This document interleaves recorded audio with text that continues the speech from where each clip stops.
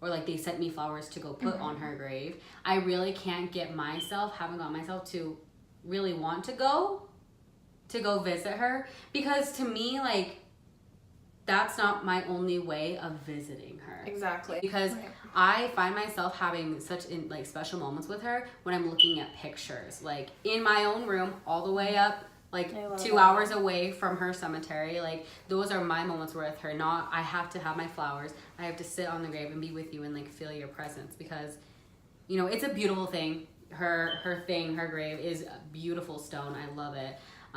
One time after coming home from my first trip to Guatemala, because I was adopted from Guatemala, I had brought in a scarf and a pen from the city that I was born from, and I did have a moment with her, and I took the beautiful scarf in her favorite color. It's like that salmon pink. I remember and I put the scarf, this. put the scarf over her gravestone, and then I put the pen on top, and I just visited with her, and like it was really good. Like, it was a fun moment, but it wasn't always. I was so sad or empty or dark whenever I would visit her. I felt that for the first year after I lost Bub. I would go to his grave every single day, multiple times sometimes. And sometimes I would just sit there and cry for hours. Other people would come to the cemetery to, like, you know, lay flowers on their beloved. Yeah. And they would want to cry probably, but they couldn't, because I'm over here like, you know, like sobbing my eyes out. Yeah. And I think that, like, it made people feel awkward. Like, you know, you go to lay some flowers down and then you see someone crying, you're like, I don't want to disturb what they're going through right now, so we're just going to come back.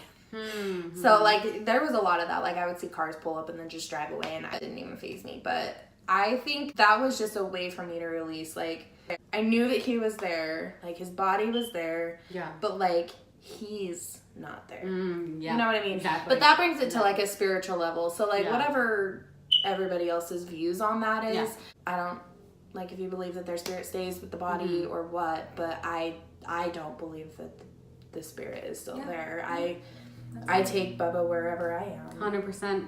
And so I think that that's what, you know, is justifiable for not seeing your mom or not going to see Jen. Like, sometimes I would want to go just to put flowers. Yeah. And that's it. And it's really, I don't have, like, a negative connotation towards or negative feelings. I just, like I said, that's just, it really just doesn't cross my mind. Like, I need to go visit them because it's the only way I can visit them. That's the only way I can get that peace or that feeling, or if I want to cry or this or that. Like, that's not what it's going to bring to me. Because that could happen right now, or all of a sudden I think of something, or I feel that energy within myself and I could just start remembering. But going back to how you feel, Bubba, and your losses, they're just with you, they're around you. With my mom, our very last talk we had before she passed is, it's almost like we were kind of preparing for this, where, and I even put in my funeral talk too, where before she passed, our last talk, we talked about, let's come up with something for a way to know that you're there with me. And so we were joking around, like, to Mom, you better not be knocking on them walls or doors. Like, we can't have any ghosts or paranormal activity happening. Totally laughing about it. But I was like, can you imagine? Happen? No, it didn't happen. No, but in reality, though, the one thing that we said, that my mom and I talked about, she knows about me, I love sunsets and sunrises. Like, the fact that the sky, to me, God and the universe, can create such artwork, this beauty in the sky of colors of red and orange and yellow or purple or blue, and it's overpowering, it's beautiful, it just gleams off the mountains, over the oceans. Just talking about it, that's what I live for. And so she told me, she's like, Kayla, anytime that you see a miraculous, extravagant sunset and sunrise, know that is me. Like, that's the moment where that's me. That's when I'm going to be there for you. That's for your remembrance, to know that I got you and I'm with you. And so, again, I really take those moments. Of course, it's your story. Don't cry at mine. So those things, like, that's what I really hold on to in, like, that symbolic way. Whenever I see it. And it was so funny because, why do I say so funny? It was so interesting because that night after my mom's funeral, apparently my aunt, she's a photographer, and she caught like the sunset. I don't know where I was probably inside doing stuff, but she caught like a bright, beautiful sunset that night. And it was so funny because, why don't you say so funny? It's so interesting. You know what, I'm gonna say funny because my mom was funny. Life is good. See, you don't have to feel sad. You can say funny. Yes, you're right. But it was so great and funny and everything because this last December, it didn't even faze me. Like, I knew, like, I have the date written on my calendar every year, like a little birthday balloon or just like a heart, because like to me that's when I know, okay, this is the date. But I knew that day happened, but at the same time I didn't. But what brought that remembrance to me was that morning I just was caught off in staring onto the window, seeing this beautiful, subtle, purple sunrise. And I was like, this is everything. And then I remembered, oh my goodness, today's the day. It's my mom's angelversary. And I sent you a picture of it. You guys, if I find the picture, I will post it in on here. It was like, I cried. Yeah, I sent it too. I lost it. But I wasn't. Because you were like, my mom is saying hi. Yeah. And I really knew, like, I sent that to her, my aunt, and my sister, and, like, my best friend. That's really only, because, like, you guys are the only ones that I knew would get it. Would, like, understand, yeah. That was crazy. I do remember that. I really hold on to those symbolic or, like, moments like that in life. Which is why I think that's really cool that you said your friend Heather, she just called you. And that's what got you. It's crazy, like, how, I don't know what, like, power it is. I still don't even understand the power, but, like, how after somebody passes, it can carry through, you know, onto other people, give other people that power. And, I mean, that's what Heather had when she would call me and be like, I'm not really sure why I'm calling you. I just know I need to call you.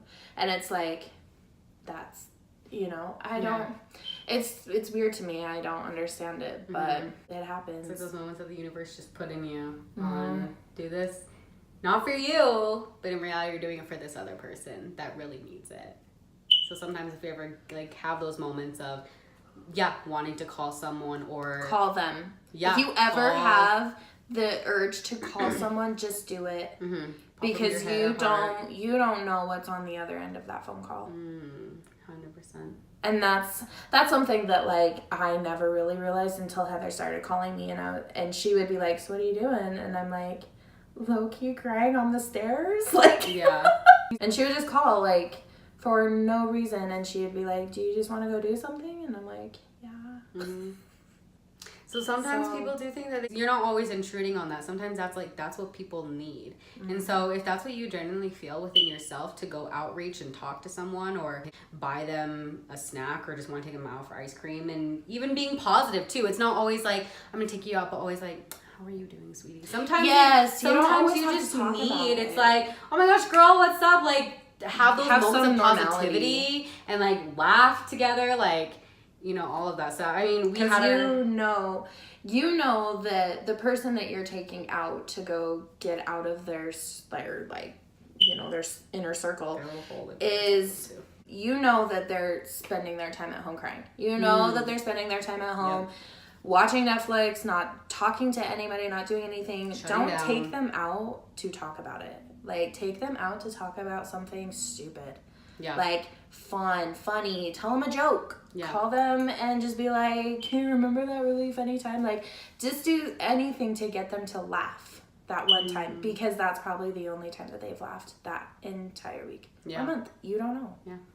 Exactly. And, like, I will say that the last thing I ever wanted to do was go out with a friend that wanted to take me out because I was depressed to talk about it. Yeah. Talk about what I'm depressed about. Because I'm like, girl, I could have stayed in my sweats for this conversation. Like, are you for real? And honestly, if that conversation did need to happen, it will happen. Don't force upon that. Yeah, you guys will be having a good time, and it'll happen. Don't force something on that. Sometimes really we just need that positivity around us. Sometimes when we don't want it either, and again, but not fake positivity though. Like, not like, oh my gosh, life is butterflies and rainbows, because it's not always.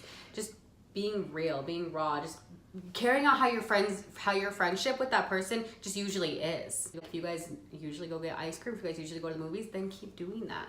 If you are used to cracking jokes between each other or being very perverted with each other, then keep doing that. Don't just like act like you're taking him or her out on a first date. Like, yes. I think that the best I mean, the best example, so my friend, it was right after Bubba had died, and she called to hang out. We went and got faladas at Big J's. Went back to her apartment, and we literally sat outside in like it was like the first day of sunlight, but it was still like rainy a little bit because it was in April. And we colored with chalk. Like we just did like a bunch of random stuff that I'm like, still to this day, I'm like, I bet she was out of her mind. Like, what else can I do with Annie? But like, not once did she bring up Bubba. Not once did she talk about what's going on. She didn't ask how I was feeling. She didn't ask anything. She just was like, I'm gonna draw this really big picture, and like just would do stuff. And then she brought her guitar out, and I strummed on it because I don't know how to play it. And it's just like all of those things. And I later had realized like, oh my gosh, that's the first hangout since Bubba died that I haven't had to talk about it. And I didn't feel like I needed to talk about it. I forgot in that whole time. And I remember I went back home that night, and I finally started like feeling things again, and I texted her and I was like, thank you so much for today, and thank you so much for not talking about it. And she was like, it's not mine to talk about.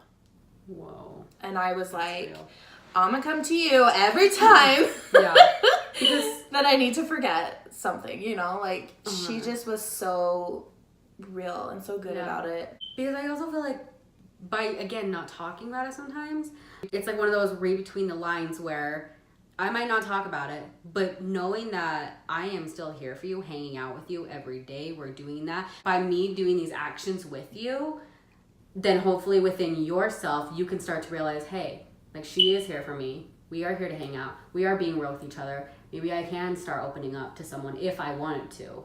If I wanted to go, talk about that, then they can. Again, just like letting it happen, kind of just naturally, not forcing upon. Right. A couple other questions that I have is, how do you feel like by experiencing losses, how do you feel like you've grown from it? I haven't. I don't even know how to. Or do you feel like you've noticed qualities or emotions or feelings of I people think that have I strengthened or increased in your life? I think that I just understand this cycle of life, for lack of better theory, I guess. It's like, you hear like animals. You're born, you eat, you pray, you die. And it's the same thing for humans. We are born, we eat, we don't pray. Well, we pray to God, but like we don't prey on other people unless you're a murderer. This is why I can't have a channel. Oh, I get it. We pray like you're hunting. Yes. I get it. It's like, I'm you don't so pray on stupid. others. I'm like, I love praying on others. She means hunting, you guys. Like, praying on. So anyways, there's a circle of fucking life and you die. Thanks, guys. So yes, there's a circle of life. And it happens. It has to happen. You have to be born and you have to die. Like, you can't live forever. This isn't supernatural. So it just has to happen. And that's something that over time I've learned, because it's probably not healthy. I'm still working through my own like shit. But like, I realized a pattern today. Actually, it wasn't today. It was like 2 months ago. I realized a pattern. So 2015, I had 3 deaths. I had Bubba, Jake's dad had passed, and my dad's cousin passed away. And where was it? His aunt. I don't remember. Then 2016 was nothing. That was my free year of like, do you remember when I was like going through all of my self changes? I was going through like, remember when like everything was positivity, everything was movement, and I was utilizing my loss to grow. You had a blog too. Yeah. You still have a blog, but you were really... That was my recovery year. And then 2017, 3 deaths. My grandma, Jen, and Zelie. Yeah. And then 2018, I don't remember if I had any. I don't think I did. And then now we're in 2019. So I started to think this really unhealthy thought of like, who's it gonna be? And